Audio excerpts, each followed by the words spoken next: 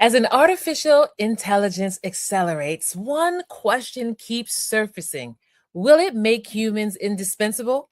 Well, listen, today on Transformation Station, we're exploring the 5 quintessential human skills that no algorithm can replace. And we're also going to talk about why developing them is key to thriving in an AI world. Come on, let's go ahead and get into it.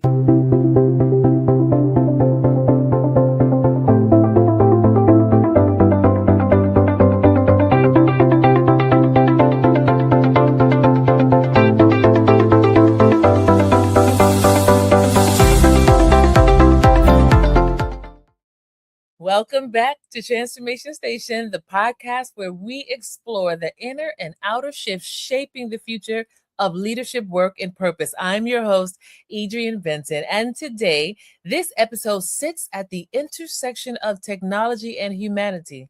Our guest, Stephanie Sylvestre, she brings deep insight into what it means to lead and to create and to stay relevant as AI shapes how we work. Well, listen, before we get into it, I want to go ahead and say something that's really important. Are you ready? I know you are. Here we go. Listen, because you've been such a faithful community, we have hit over 3,000 podcast downloads. I am so excited. Oh, thank you so much. I want to thank you for listening. But here's the deal. We hit 3,000. This is not over. We've only just begun. We're in season 3. So that means if you have missed one episode, more than one, but if you missed one episode in season 1 or season 2, I want to invite you to go back and get caught up. And you can't keep all this goodness to yourself. So I need you to go ahead and share these podcast episodes with another leader in your network so you literally can take Transformation Station around the world. Well, it's time to meet our guest. Let me tell you just a little bit about her. Stephanie Sylvestre is a technologist, an entrepreneur, and corporate leader who is on a mission to empower professionals and organizations to thrive in the age of AI. Stephanie's unique blend of technical expertise, leadership experience, and passion for human development makes her the perfect guest. Listen, she doesn't just talk about AI, she brings it to life with stories and strategies and contagious sense of possibility. And I am absolutely thrilled right now to welcome Stephanie here to Transformation Station. Welcome. We're so glad you're with us today. Thank you for having me today. Really appreciate it. Absolutely. So Stephanie, listen, what resonates so strongly to me about your work is how you remind people that progress does not require us to lose ourselves. You know, this conversation that we're going to dive into talks about reclaiming these strengths that we have and understanding how they become our greatest advantage in an AI world. So I want to start off by asking you this question. For all the leaders that are out there, we want to know from you, what's a common misconception that you encountered about AI, and how do you help people see the real opportunities and risks beyond the hype of AI? So, people like to say that AI is going to atrophy your brain, it'll make us lazy, we won't be able to think. However, if you're using AI properly, AI will actually force you to use your brain even more intensely. So, I'll give you an example. I was sitting with my CFO yesterday and we were refactoring Fiscal Buddy. And what we came up with is Fiscal Buddy. She gave me some steps on how she would approach analyzing the financial statements, and so I configured Fiscal Buddy to behave the way she would behave.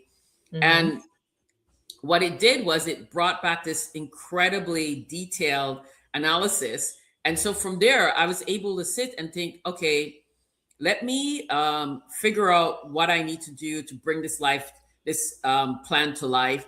It took my original proposal and said, it's going to be hard to do 6 months. It's more realistic is a 9 to 12 month timeline. But, and then it gave me why. And so now I have something to think about, something to reflect, to go deeper.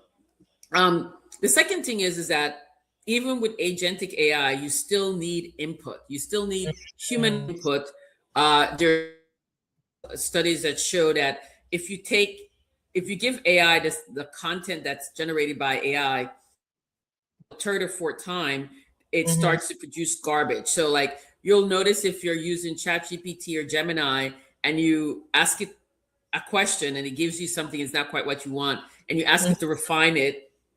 By the third time you ask it to refine it, it's like this is nowhere near where I was, and that's because it still needs human input Mm-hmm. To guide to it. uh, to be able to go forward. So I tell people that it's actually forces your creativity. Mm-hmm. um, it ensures that you need to be resourceful, because when it starts spitting out all kinds of data points, that you might not even have thought about, what ends up happening is that you're now having to go back and rethink what is it that you were thinking before. And Mm-hmm. I think that's a misconception that I'm always trying to dispel, because AI actually makes you more powerful. And it just a friend of mine just sent an article this morning where Harvard just did a research that showed that if you incorporate AI onto your team, they creativity and innovation goes up. Mm-hmm. And one of the reasons why that happens is that your brain gets tired when it has to spend a lot of time organizing the data. Mm-hmm. The AI is organizing the data for you, and it's doing the first pass analysis. You can then do the second and third pass analysis that rarely do we have the time or the energy to do. And that's Mm-hmm. where you become more creative and more impactful with using AI. I love that. I love that. So, when I hear you talk, I think about this phrase: AI isn't a savior or a villain, it's a tool that amplifies intent. And if I I love hear you that. correctly, you're saying AI gives you like this extra set of tools to be able to go further than you would have been able to go on your own. Hmm. Absolutely. And Mm, so I tell people copy, paste, edit whatever you get out of the AI, mm, and the AI will make mistakes depending on how it's configured. If it mm, has a small language model attached to it, the probability that it's going to make a mistake goes down, but it mm, still can make a mistake. mhm. If it's just using a regular large language model, you really want to trust but verify, because it's more prone to hallucination. Mercy. I love that. And so, you pretty much answered for me what I was going to share with you is one of the misconceptions that as I'm listening to you, I believe that I have, and I'm hoping by the end of this episode that misconception will be gone. And it's this one right here, that AI will take over. I think that's one of the fears that I have. I literally was talking to someone today, like, AI is wonderful, but AI is like, it's taking over everything. It's taking over jobs, it's taking over this or that. But as I hear you, AI is not anything to fear. AI is something to collaborate with. I love that. Absolutely, absolutely. I love that. So I want to ask you this question: which human skill do you believe becomes more valuable, not less, as AI advances, and why? So I talk about five skills that you need. First one Mhm, is resiliency, mhm, right? Um, what will happen is that you need to be exceedingly resilient, because you're going to notice that AI can do some things way easier and better than you, and you need to be resilient and not be offended or stop and say, "Oh, I'm just going to give up because the AI can do that." Um, Resourcefulness and creativity are the next two skills that you need, because the AI can be creative to an extent, but it cannot be as creative as humans are. And it doesn't know how to be resourceful the way we are resourceful. And when I think about resourcefulness, I'll give you an example. I was at a conference, and we're in Belize, and we're all standing in line to get lunch, and it's really hot, and there's no canopy. mhm, So I look up and I say, wait, that it looks like a tent. And then I look again, I'm like, did the tent move? And the third time I looked up, I saw the tent actually moving. mhm, So nobody had an umbrella, but somebody had a tent in a bag, in their car, and they Mhm. brought it out, and Mhm. about 8 people were under the tent, moving the tent along as they were moving up in line. That's Mhm. resourcefulness and creativity in action. Mhm. And I bring that up because people from low resource communities and people who are part of the marginalized communities in the world Mhm. actually are forced to be creative and resourceful from Mhm. day one. Mhm. And for a long time that was viewed as a deficit, and now Mhm. that's going to be a positive. Mhm. The fact that you have a peanut butter jar, and it starts with the peanut butter, then you wash it out and it becomes a jug for you to drink water out of, and you you go to the side of the road, you pick some flowers, then becomes a vase. um, it just evolves over time what it can be used for. And so when you're from these communities, you're already culturalized Mm. to spend time doing that. And so I tell people that that is something, those skills, Mhm. you need to lean into them and be intentional about how you're using them. and Mhm. and then the last two are problem solving and critical thinking. Mhm. Problem solving and critical thinking, because when the AI gives you something, you still have to have critical thinking to determine whether or not it's true and accurate. So Mm. you have to know the content area, right? You have to understand what it is that's doing. I'll give you an example. Somebody was has a tool that says I can evaluate your investor deck. So I was like, sure, let me see what you're doing, right? Mhm. And so the investor deck, the tool comes back and says, your company doesn't have a moat. Mm. Um, and I said to the person, no AI company has a moat. It's very Mhm. easy to reverse engineer somebody else's solution if you know what you're doing. It's very easy for you to one person get ahead of the other. You notice that one day it's Gemini, then the next day it's ChatGPT, then the next day it's DeepSeek, then the Yeah. next day it's XAI. I mean, and that's because they're all building the exact same thing. Mm. Maybe the approach to how they're building is different, and so it's harder for you to put a moat around this. So Mhm. AI doesn't know that. Mhm. That nuanceness doesn't It's know. not there. Mhm. So I have to do critical thinking, and I can say to the person, I appreciate these feedbacks. Some of them are right, some of them are not. This is missing. And why is it missing? It's missing because you're using data that's not of AI companies. Mm. So you cannot do that, right? You can't evaluate an AI company using an AI that was trained on data for companies in other industry, even if it's a tech company. Mhm. Mhm. And so go ahead, ask your question. No, no, I wanted to revisit the five again, the five human skills, and so resilience, right? Then you talked about being resourceful, creative, and Hmm. then problem solving and critical thinking. So, Yes. so then my question is, which of these skills do you think is most overlooked, and how can we start developing the overlooked skill set? Well, I think all five of them are overlooked. Okay. Mm-hmm. I don't think that we give people enough credit, the ones that are resilient. Mm-hmm. Um, we demonize them Mm-hmm. without taking time to stop and acknowledge what it is that they have to overcome to get Empathy. where they're going. Mm-hmm. I think of myself as resilient. When I moved to Miami, I had a little bicycle, and I would ride around Miami, and I had a job in Fort Lauderdale, Mm-hmm. and um, I would have to take a bus and two trains to get to work Mercy. because of the schedule. But coming home, I only needed one train and a bus Mm-hmm. because of the schedule. Mm-hmm. And so we do those kinds of things, and we don't stop and think about how powerful it is, right? You just get up in the morning, that's what you have to do because it's how you're going to get to work. Mm-hmm. Resiliency. Mhm. So reframing some of the struggles as actually building you and preparing you for the future.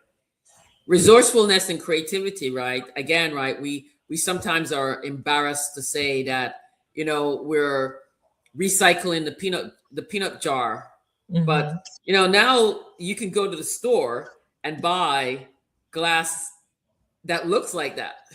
Yes. Um, you remember when chitlins and pig's feet and pig's snout and all that stuff were considered poor people's food, and now that's a delicacy and uber expensive. And Mhm. so Mhm. what I say to people is that whatever you're embarrassed about in your life right now, stop and think about how is it preparing you for the future, and Mhm. how in the future that will now become something that's celebrated. I love that. um Please go ahead. yeah, so I think and then resourcefulness, creativity, resilient, all of those are, I group those together, and I say that if you're from a marginalized community, you're 60% of the way ready for an AI world. You're All right.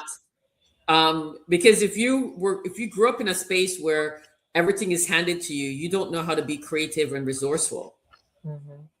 Mhm. Yeah, because you And don't have to. so that muscle isn't built. And I tell people, if you're concerned about your children, make sure they do a study abroad in a low resource country, so Mm. that they either have to build those muscles, or Mhm. they at least experience and see how people are doing that, right? Mm. The example with the the tent in the bag, a former prime minister's son was standing next to me watching that. So even though he might not have needed to do that, he still had the experience of seeing how resourcefulness and creativity comes into being. And then Mhm. I think problem solving and critical thinking, we have to rethink about how we do the educational, Mhm. because we now teach to test.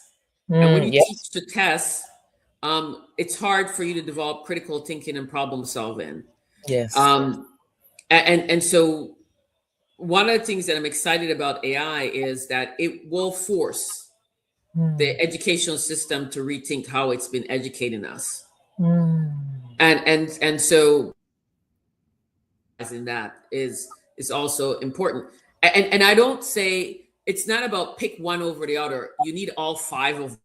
If you Mhm. don't have all five of them, Mhm. it's still not going to be as impactful. So you need to have all five of them. Mm. And you get problem solving and critical thinking by going to school, by having intellectual curiosity, developing Mhm. a love of learning, reading, exposing yourself to people and places that are not the same as you or similar to your culture. Mhm.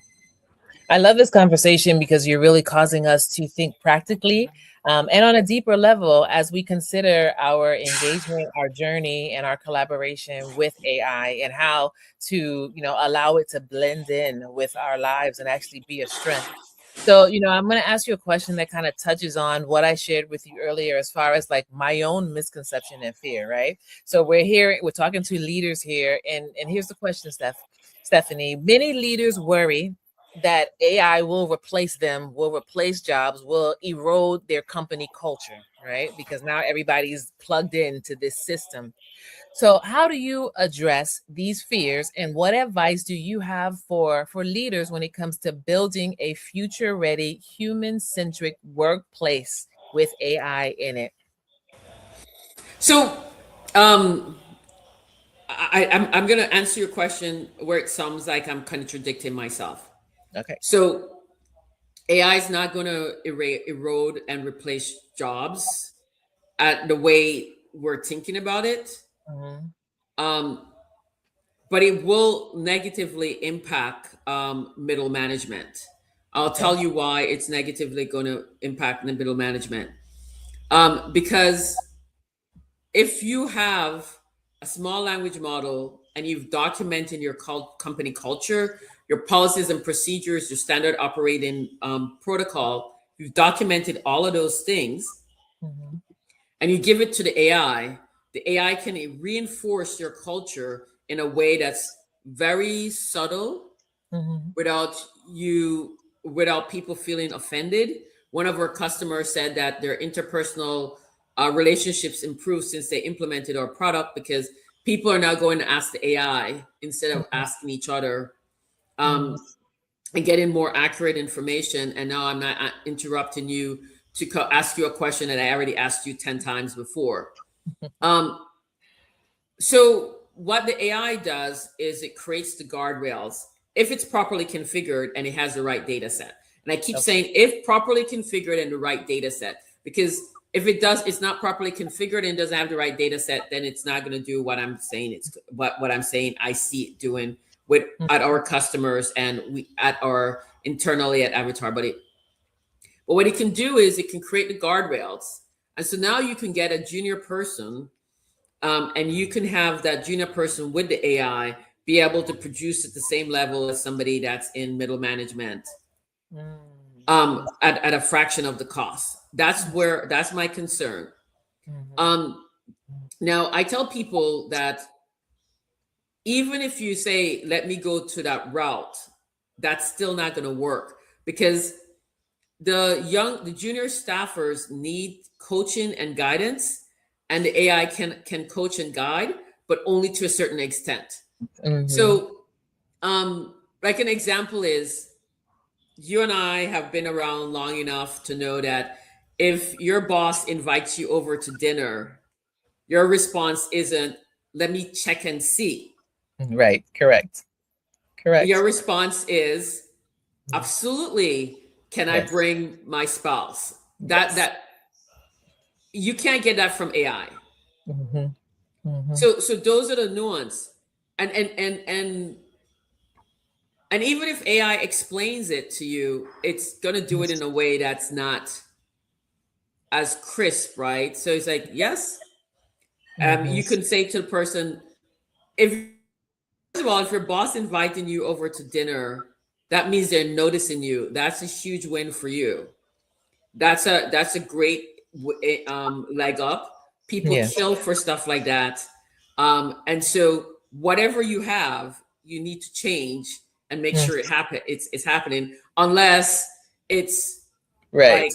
like, I mean, like, I don't even know what's a valid excuse. You have to at least go, and if you can't go for the entire time, then Mm-hmm. you want to tell the boss on the front end before you Yes. even get into before the event, like, hey, I'm really Yes. honored and appreciate the Yes. invite. I Mm-hmm. have a prior commitment with my mom, but I will come by for this much time. Mm-hmm. Yes. Those are things that only seasoned professionals can coach you on. And that's where I see middle management playing a very, very crucial role. Because if you don't know how to do that, no matter how good you are with your AI, you're still not going to get ahead. Yeah, you are so right. So right. So I wanna put you on the spot for a moment, because I hear you have said something over and over again, and that is it being configured, right? So for the leader that's listening, what does that mean? And or I don't know which one is the shorter answer. How do you go about ensuring that your AI is configured appropriately? Okay, well, it's not my intent to sell from the floor, from the stage, but you need to partner with a company like Avatar Buddy that knows how to configure AI agents to do job roles appropriately. And then you want to make sure that their solution includes a small language model so that you have control over the data. You don't Mhm. want the AI pulling Data stuff from from it. the internet about your company that you have Mhm. no control over. You want the AI to pull the information about your company that you wrote, that you signed off, that your communications team said, this is okay. This is how we want to talk about it. These are the words you want to use. So you Mhm. want to say different things, right? So, like our AI says, AI solutions, not AI platforms, because we Mhm. do more than platforms. Mhm. Um, It took me a little while before I can get the AI to stop saying platforms, but I think I've gotten it to stop saying platforms right now. Mm. Um, and then configuring the AI, right? So if you just use AI tool, the AI will just be generic. But if you take an AI agent and you say you're going to be a fiscal AI agent, and this is how you're going to analyze the financial statements that are Mhm. given to you. These are the things. These are the answers that they need to have. Yes. So now I say to my AI agent, "Hey, um, here's my financial statement. Um, tell me how long do I have before I run out of cash?" Hmm. That's all I have to ask it. Hmm. It already knows how to do all the analysis for me. Hmm. And that's what companies like Avatar Buddy will do for you. We will do that kind of analysis. Mhm. I love that. I love that. So, to every leader that's listening, right, as you're hearing this conversation, and I know that Stephanie is whetting your appetite as far as really growing competent when it comes to collaboration and alignment with AI. She has given you the key on how to be able to move forward. So Stephanie, as we turn the corner on this conversation, I want to ask you one final question. If you could give one piece of advice to professionals that want to future proof their careers in this age of AI, what piece of advice would that be? Um, embrace AI, born upon your critical and problem solving skills, flex your resourcefulness and creativity, and be Mhm. resilient. Yeah, I love that. I love that. This has been an amazing conversation. I know I definitely need to go back and watch the replay. So I want to ask you this question because I'm quite sure that there are viewers and listeners that want to learn more from you about this. So, how can we engage with you or keep in touch with you or tap into your resources? So you can go to my website, avatarbuddy.ai. We or you can look me up on LinkedIn. And as I Mhm. do with every podcast I'm on, I'm happy to offer 30 minutes of my time to answer any questions AI related. Just mention that you saw me on Transformation Station, and I'll happily oblige with a 30-minute consult. All right. Transformation Station community, you have heard this, right? For free. Stephanie is giving us a gift. So I'm going to invite you. You see her link right here on the screen. It's also in the description box. Go ahead and share this. Tell your friends because we know that the community that learns together grows together. And also, like she said, let her know that you saw or you heard this particular podcast episode. Stephanie, thank you so much. It's been an honor to have you with us today. Thank you. Thank you for the time and the opportunity. I appreciate it. Absolutely. Wow. That was amazing. And I'm really going to invite every single one of you, all of us, let's tap into the free gift that Stephanie has just given to us. So please, by all means, click on that link and get that 30-minute call with Stephanie. If today's episode reminded you of one thing, it is this: the future doesn't belong to machines, it belongs to humans who lead with intention, awareness, humanity, and know how to collaborate. And if this conversation sparks something for you, I want to invite you to take one skill that Stephanie talked to us about and practice it this week because growth happens through use, not just through awareness. I also want to remind you that January 5 through 7, 2026, we are having the Lead Her Shift virtual reset. Registration opens on December 24. Women, this is for women. I want to invite you to go ahead and register on the 24th and make sure that you share that registration link with power ladies who are in your network so we can all start 2026 shifting together. Well, subscribe to Transformation Station. And remember, until next time, your humanity is not a limitation, it's your competitive advantage.